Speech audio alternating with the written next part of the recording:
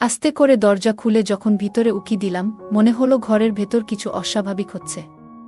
কমলা রানী সেখানে বসেছিল, আর তার পাশে একজন প্রায় ৬০ বছরের বৃদ্ধ ছিলেন। এমন একজন লোক কিভাবে আমাদের ২৫ বছরের কাজের মেয়ের সাথে এমন আচরণ করতে পারে, তা ভেবে অবাক লাগছিল। আমি তখনও নিশ্চিত ছিলাম না ঠিক কী ঘটছে। তবে পরিস্থিতি দেখে আমার মধ্যে এক অদ্ভুত পরিস্থিতি তৈরি হয়েছিল। পরিস্থিতি সামাল দেওয়ার জন্য আমি একটা পরিকল্পনা করলাম। আমার স্বামী তখন শহরের বাইরে কাজে গিয়েছিল, তাই রাতে একা ঘুমানোর সিদ্ধান্ত নিলাম। ঘুমাতে যাওয়ার আগে আমি লাল রঙের একটি পোশাক পরলাম এবং চাচার ঘরে ঢুকে চাচাকে দুধ দিতে গিয়েছিলাম। চাচা আমার দিকে গভীর দৃষ্টিতে তাকিয়ে রইল, তারপর হেসে বলল, তুমি কি কিছু চাও? তারপর তিনি আমার হাত ধরে টেনে, হ্যালো বন্ধুরা, আমাদের আরেকটি মজাদার গল্পে আপনাদের সবাইকে স্বাগতম। আমি আশা করছি এই গল্পটি আপনাদের ভালো লাগবে। আমার নাম প্রিয়া, আমি শহরে থাকি এবং আমার বয়স ২৫ বছর। আমি একজন বিবাহিত মহিলা, তবে আমার জীবন যেন নানা রহস্যে ভরা। আজও আমি মাঝে মাঝে শিশুসুলভ আচরণ করি, হয়তো এ কারণেই আমার পরিবার এবং শ্বশুরবাড়ির সবাই আমাকে খুবই স্নেহ করে। আমার শ্বশুরবাড়িতে কেবল আমার স্বামী এবং তার চাচা শ্বশুর রয়েছেন। চাচা শ্বশুর ৬০ বছরের একজন অবসরপ্রাপ্ত সরকারি কর্মকর্তা। তিনি কখনোই বিবাহিত ছিলেন না, তাই তার সন্তানও নেই। প্রতিদিন পেনশনের টাকা এবং গ্রামের সামান্য চাষাবাদ থেকে যা আসে তা দিয়েই তিনি চলেন। সারাদিন তিনি তার ঘরে বসে টিভি দেখেন বা বিভিন্ন বই পড়েন। আমার শাশুড়ি ও শ্বশুর আমার বিয়ের আগেই মারা গেছেন, তাই বাড়ির পরিবেশ ছিল একটু নিরিবিলি। আমার চাচাও মাঝে মধ্যে আমাদের সাথে থাকেন এবং তিনিও নিজের স্বাস্থ্য বেশ ভালোভাবে ধরে রেখেছেন। চাচা ছিলেন সবসময় ফিট এবং সুস্থ, তার মাথার চুল এবং বড় গোঁফ কিছুটা সাদা, কিছুটা কালো, কিন্তু তার ব্যক্তিত্বে সবসময় একটা তেজ ছিল। আমি তাকে সবসময় সম্মানের চোখে দেখেছি। আমি নিজেও স্কুল কলেজে খুব মেধাবী ছিলাম, তবে ঘরের পরিবেশের কারণে কখনো ছেলেদের সাথে খুব বেশি বন্ধুত্ব গড়ে তুলতে পারিনি। আমার বন্ধুদের গল্প শুনতাম, তাদের এবং তাদের বন্ধুদের অভিজ্ঞতা শেয়ার করত, আর আমি সবসময় চুপচাপ শুনতাম। বয়স বাড়ার সাথে সাথে আমার সৌন্দর্য বেড়ে যাচ্ছিল, অনেকেই আমার সাথে কথা বলতে চাইত, কিন্তু আমি খুব সাধারণভাবে জীবন কাটাতাম। আমি এমন কাউকে খুঁজে পাইনি যাকে আমি পুরোপুরি বিশ্বাস করতে পারি। যখনই টিভিতে বা গল্পের বইতে প্রেমের দৃশ্য দেখতাম, তখনই মনের মধ্যে একটা আকাঙ্ক্ষা জাগত। তবে বিয়ের আগে এমন কোনো অভিজ্ঞতা আমার জীবনে আসেনি। বিএসসি শেষ বর্ষে থাকতেই আমার বিয়ে হয়। তখন থেকেই আমার জীবন নতুন মোড় নিতে শুরু করে এবং আমি এক নতুন অধ্যায়ের দিকে পা বাড়াই। আমার স্বামী প্রথম দেখাতেই বেশ ভালো মানুষ মনে হয়েছিল। এনগেজমেন্টের পর একদিন আমরা একসাথে সিনেমা দেখতে গিয়েছিলাম। আমার স্বামী সেদিন আমাকে স্নেহের সাথে কাছে টেনে নিয়েছিল, যা আমাকে খুব আনন্দিত করেছিল। আমার মনে হচ্ছিল যেন আমার স্বপ্ন পূরণ হচ্ছে। তিনি আগেই বলেছিলেন, আমরা যত বেশি সময় একে অপরের সাথে কাটাবো, ততই সম্পর্ক গভীর হবে। আমারও বিয়ের প্রথম রাতের কিছু স্বপ্ন ছিল, যা আমি মনে মনে চেপে রেখেছিলাম। বিয়ের কিছুদিন পর আমাদের জীবন সুন্দরভাবে চলতে থাকে। আমাদের বিয়ের রাত ছিল আমার জীবনের অন্যতম সুন্দর মুহূর্ত। আমি আপনাদেরকে আমার পরিবারের গল্প শেয়ার করছিলাম, আমার চাচা এবং শ্বশুর শাশুড়ির কথা। বিয়ের ১ বছর পর আমাদের জীবনে আরও অনেক আনন্দ যোগ হয়েছিল। আমার স্বামী তখন তার কোম্পানিতে ইঞ্জিনিয়ার হিসেবে কাজ করছিলেন, তাই কাজের চাপও তেমন ছিল না।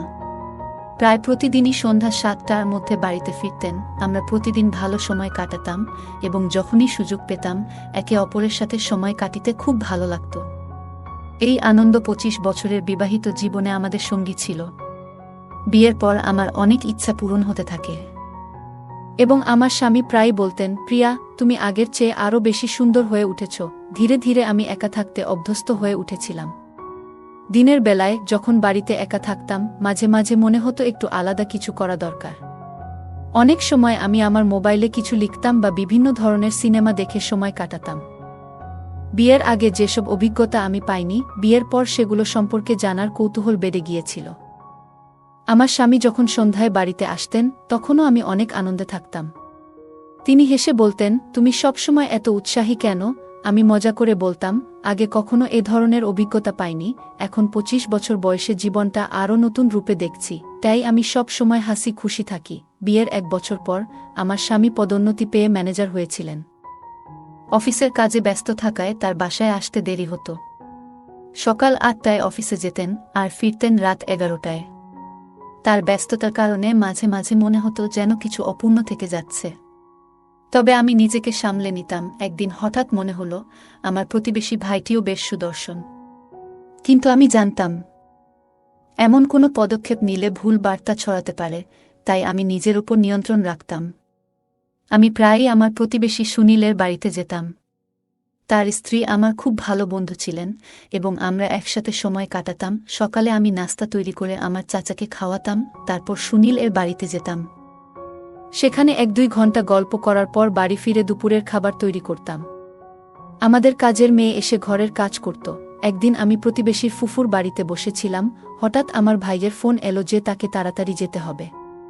সেই কথা শুনে আমিও বাড়িতে ফিরে এলাম। তারপর রান্নাঘরে গিয়ে দেখি বাসনপত্র পরিষ্কার করা হয়নি। আমি কাজ শুরু করলাম এবং সবকিছু গুছিয়ে নিলাম। আজও কিছু অসম্পূর্ণ মনে হচ্ছিল। ভাবলাম কমলা রানী আজ আসেনি, তাই তাকে ফোন করলাম। ফোন তোলার পর আমি জিজ্ঞেস করলাম, তুমি কোথায়? কমলা রানী বলল, দিদি, আমি তো তোমার বাড়িতেই আছি, ঝাড়ু দিচ্ছি। কথাটা শুনে আমার সন্দেহ হলো, কারণ আমি রান্নাঘর থেকে বেরিয়ে দেখলাম ঝাড়ু একপাশে পড়ে আছে আর সে কোথাও নেই। ফোনটাও কেটে দিয়েছে। রাগ সামলাতে পারছিলাম না, তাই আবার ফোন করতে যাচ্ছিলাম। ঠিক তখনই আমি চাচার ঘর থেকে তার কথোপকথনের আওয়াজ শুনতে পেলাম। আমার মনে সন্দেহ আরও বাড়ল। যদি কমলা রানী ঝাড়ু না দেয়, তবে সে করছে কি? আমি চুপি চুপি চাচার ঘরের দরজার কাছে গিয়ে কান পাতলাম। সেখানে কমলা রানীর কথাবার্তা শুনতে পেলাম, কিন্তু আজ তার স্বর ছিল কিছুটা অন্যরকম। ভেতরে ঢুকে দেখলাম চাচা বসে আছেন আর কমলা রানীও তার সাথে। এই দৃশ্য দেখে আমি হতভম্ব হয়ে গেলাম। বাইরে বসে দাদানাতনির মতো বয়সী মানুষের এমন আচরণ দেখছিলাম আর ভাবছিলাম কিভাবে এমনটা সম্ভব। সেই সময় আমি নিজের অনুভূতিকে সামলাতে পারছিলাম না। চাচার এই বয়সে এমন ব্যবহার দেখে আমি বিভ্রান্ত হয়ে পড়েছিলাম। কিন্তু আমি নিজের উপর নিয়ন্ত্রণ রাখতে পেরেছি। আমি প্রতিবেশীর ফুফুর কাছ থেকেও কিছু কথা শুনেছিলাম, কিন্তু সেগুলোকে গুরুত্ব দিইনি। আজকের ঘটনাটি আমাকে নাড়িয়ে দিয়েছিল। তবে আমার চাচা একবারও আমার দিকে তাকায়নি, যেন কিছুই ঘটেনি। সে কখনো আমার সাথে কোনো খারাপ ব্যবহার করেনি। তাই আমি কেন ভাবতে শুরু করলাম যে চাচাজি ভুল ধরনের মানুষ হতে পারেন। আমার মনে হলো চাচাজি একা থাকেন, তাই হয়তো কিছু ভাবনার দ্বন্দ্বে পড়েছি। কমলা রানী, যিনি আমাদের বাড়িতে কাজ করেন, তারও তো নিজস্ব জীবন আছে, বিয়ে হয়েছে, কিন্তু তার ব্যাপারে আমি কিছু জানি না। আজ যা দেখলাম তাতে আমার মনে নানা প্রশ্ন জাগল। আমি আমার ঘরে ফিরে এসে ভাবনার গভীরে ডুবে গেলাম। কমলা রানীর রুম থেকে হালকা আওয়াজ ভেসে আসছিল, আর আমি বিছানায় শুয়ে কল্পনার জগতে হারিয়ে গেলাম। কিছুক্ষণ পরে কমলা রানী চাচার ঘর থেকে বেরিয়ে এসে আবার নিজের কাজে লেগে গেল। আমাকে বিছানায় বসে থাকতে দেখে সে কিছুটা ভয় পেয়ে বলল, আরে ভাবি, আপনি কখন আসছেন? আমার নিজের কাজ করতে হয়তো ভুলে গিয়েছিলাম, আমি হাসি মুখে বললাম। হ্যাঁ, আমি না এলে আমি জানতে পারতাম না তোমার কাজের ধরনটা কেমন। আমার কথা শুনে সে কিছুটা অপ্রস্তুত হয়ে গেল এবং দ্রুত ঘর ছেড়ে চলে গেল। তার যাওয়ার পর আমি নিজেই ঘর পরিষ্কার করলাম এবং তারপর চাচাকে খাবার দিলাম। দিনের বেলায় যখন আমি একা থাকতাম, তখন সেই দৃশ্যগুলো আমার মনের মধ্যে ফিরে আসত। মনে পড়ত চাচার সাথে কাটানো মুহূর্তগুলো, আর স্বপ্নের মধ্যে হারিয়ে যেতাম। স্বামী বাড়িতে থাকলেও অনেক সময় তার সাথে কিছু শেয়ার করতে পারতাম না, কারণ আমার নিজের মনেই দ্বিধায় ছিল। পরের দিন আমি সিদ্ধান্ত নিয়েছিলাম যে চাচার সাথে কথা বলতেই হবে, কিন্তু কিভাবে কথা বলা শুরু করব তা জানতাম না। চাচা জিও আমার দিক থেকে কিছুটা দূরত্ব বজায় রাখা শুরু করেছিলেন। সম্ভবত কমলা রানী আমাদের কথাগুলো জানিয়েছিল যে আমি সব কিছু জানি, তাই কোনোভাবে কথোপকথনের সুযোগ হচ্ছিল না। এই পরিস্থিতিতে একদিন দেখলাম কমলা রানী সালোয়ার স্যুট পরে এসেছে, যা তাকে আগের চেয়ে অনেক বেশি সুন্দর লাগছিল। সে নিয়মিত চাচার ঘর পরিষ্কার করত এবং আমি তখন আমার রুমে বসে থাকতাম। ধীরে ধীরে লক্ষ্য করলাম চাচাও যেন একটু অন্যরকম হয়ে উঠছেন। যখনই কমলা রানী তার ঘরে যেত, দরজা ভেতর থেকে বন্ধ করে দিতেন। এ নিয়ে আমার মনে কিছুটা রাগ জন্মাচ্ছিল, কিন্তু আমি নিজেকে শান্ত রাখার চেষ্টা করছিলাম। এক পর্যায়ে নিজের মনোভাব পরিবর্তন করার সিদ্ধান্ত নিলাম। আমার পোশাক পরিচ্ছদে কিছু পরিবর্তন আনি এবং নতুন ডিজাইনের পোশাক পরা শুরু করলাম, যাতে আমার সৌন্দর্য ফুটে ওঠে। যখন কমলা রানী ঘরে থাকত, আমি আমার ঘরে থাকতাম। কিন্তু তার চলে যাওয়ার পর আমি চাচার সামনে যেতাম এবং এমনভাবে থাকতাম যাতে আমার সৌন্দর্য চোখে পড়ে। আমি লম্বা কুর্তি বা মাঝে মাঝে জিন্স ও স্কার্ট পরতাম। সকালে চাচাকে চা দিতে যেতাম, আর তিনিও বোধহয় বুঝতে পারতেন যে আমি তার কাছ থেকে কি চাই। বিকেলে আমরা প্রায়ই একে অপরের সাথে সামান্য কথাবার্তা বলতে শুরু করলাম। রাতের খাবারের সময় আমরা সংসারের নানা বিষয়ে কথা বলতাম। একদিন আমি চাচাকে জিজ্ঞেস করলাম কেন তিনি বিয়ে করেননি। তিনি মুচকি হেসে বললেন, বিয়ে জিনিসটা ভালো লাগে না আমার, তাই। আমিও হেসে বললাম, হ্যাঁ বুঝেছি। এমন সময় কমলা রানীও হেসে উঠল এবং সে বলল, তুমি সব জানো? আমি মৃদু হেসে বললাম, হ্যাঁ জানি, কিন্তু কথাগুলো সেখানেই শেষ হয়ে গেল। আসলে জীবনে অনেক সময় সঙ্গের প্রয়োজন হয়, আর সেই সঙ্গ মানসিক শান্তি এনে দেয়। তিনি হেসে উঠলেন, সবকিছু যেন ধীরে ধীরে স্বাভাবিক হয়ে আসছিল। এরপর যখনই কমলা রানী তার রুমে যেত, চাচা আর দরজা বন্ধ করতেন না, বরং একটু খোলা রাখতেন। কমলা রানীও এখন আগের চেয়ে স্বাভাবিকভাবে আচরণ করতে শুরু করল, আর আমিও তাদের সাথে হালকা মজা করতাম। যখন কমলা রানী কোনো কাজ করত, আমি বলতাম, এটা তোমার কাজ, আর সে মজা করে বলতো, হ্যাঁ ভাবি, সব হয়ে গেছে। এরকম হালকা মজার মধ্যে আমাদের দিনগুলো কেটে যাচ্ছিল। তবে চাচা এখনও আমার থেকে কিছুটা দূরত্ব বজায় রেখেছিলেন। আমি প্রতিদিন নতুন পদ্ধতিতে তার সঙ্গে কথাবার্তা বলার চেষ্টা করতাম। একদিন যখন আমি তাকে চা দিতে গেলাম, তিনি হঠাৎ তার খবরের কাগজ ছেড়ে আমার দিকে তাকালেন।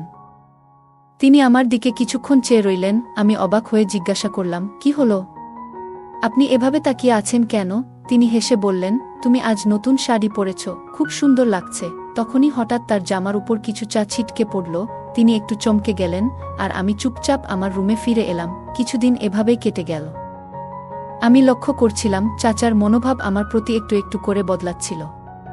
তিনি এখন একটু স্বাভাবিক হচ্ছিলেন, কিন্তু তেমন সাহস পাচ্ছিলেন না কিছু বলতে। একদিন আমার স্বামী শহরের বাইরে ছিলেন কাজে। রাতে ঘুমানোর আগে আমি চাচার জন্য এক গ্লাস দুধ নিয়ে তার ঘরে গেলাম। তিনি হাসি মুখে বললেন, আমার জামাই তো খুব সুন্দর। আমি মুচকি হেসে বললাম, কি হয়েছে? আপনার চোখ তো আমার দিকেই। তিনি কিছুক্ষণ চুপ করে থাকলেন। আমিও কিছুক্ষণ পর উঠে চলে এলাম। চাচা বললেন, বসো বুমা, কিছুক্ষণ গল্প করি। আজ তো ভাতিজাও নেই। আমি বসলাম। তারপর আমরা বেশ কিছুক্ষণ গল্প করতে থাকলাম। রাত প্রায় 12টার দিকে আমি আমার রুমে ফিরে এলাম। রুমে ঢুকেই অদ্ভুত এক অস্বস্তি কাজ করছিল, তবে নিজেকে শান্ত করে ঘুমানোর চেষ্টা করলাম। চাচার আচরণ ধীরে ধীরে বদলাচ্ছিল, যদিও তিনি খুব ধীরে এগোচ্ছিলেন। মাঝে মাঝে মজা করে হালকা কথা বলতেন, আর আমি তার খাওয়া দাওয়ার যত্ন নিতাম। দিনের বেলা তিনি প্রায় ঘরে বসে পত্রিকা পড়তেন বা কোনো হিন্দি উপন্যাসে ডুবে থাকতেন। আমার ঘর থেকে পাশের বাড়ির জানালা দেখা যেত। একদিন যখন তিনি ঘরে বসে কিছু পড়ছিলেন, আমি স্নান করে বেরিয়ে এলাম এবং তোয়ালে জড়িয়ে চুল ঠিক করতে লাগলাম। ড্রেসিং টেবিলের সামনে দাঁড়িয়ে বাইরে তাকাতেই দেখি তিনি আমার দিকে তাকিয়ে আছেন। সেদিন আমার আলমারি থেকে একটি বিশেষ শাড়ি বের করলাম, যা আমাকে বিয়েতে উপহার দেওয়া হয়েছিল। নিজেকে একটু সাজিয়ে রান্নাঘরে গেলাম চা বানাতে। মনে মনে ভাবলাম, আজ হয়তো আমার নতুন সাজ লক্ষ্য করবেন। রান্নাঘরে চা বানানোর সময় দেখি তিনি এসে দাঁড়িয়েছেন। আমি শান্তভাবে দাঁড়িয়েছিলাম।